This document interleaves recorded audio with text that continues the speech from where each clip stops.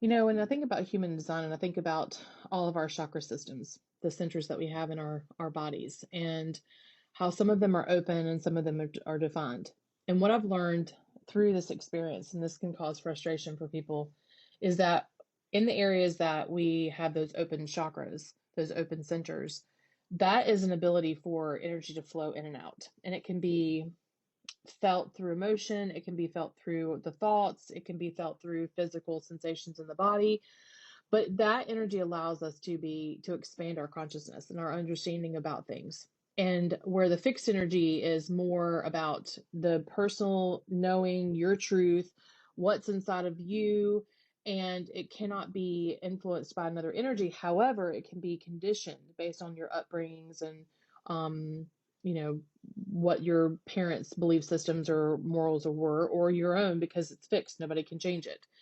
But the downfall of all of that is at times where some of us who look at the world and find frustration in non-growth with people, or the fact that somebody can't see something, or why they, may seem very intelligent but have a hard time it, researching something or investigating something, because part of it is it's not in them. It's not one in their design, it's not their profile, or it's hard for them to step outside and expand that center because it's a fixed energy. So for example, like I'm an emotional authority, so it means my solar plexus is fixed in my human design.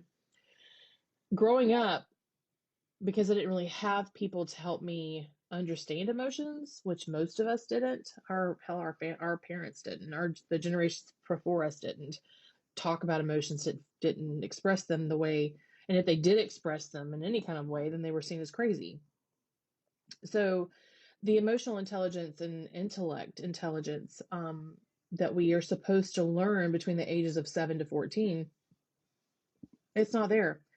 So I grew up into my adult life struggling to connect with people emotionally, struggling to express my emotions, struggling to even feel. I felt things very deeply, but I just didn't know how to express that. And it was very uncomfortable for me to sit in spaces like emotionally sadness and like love and heartwarming kind of emotions. That was easy for me to sit in because I would feel it and I experienced it and it was in me. But when it came to people who expressed anger or fear or anxiety or stress or just heightened states of awareness of the environments, those were always really uncomfortable for me. So it just goes to show that sometimes we have to just not be so judgmental on what it is that we're witnessing within other people, because it could be a fact that they just aren't grown in that area and they need to grow with it.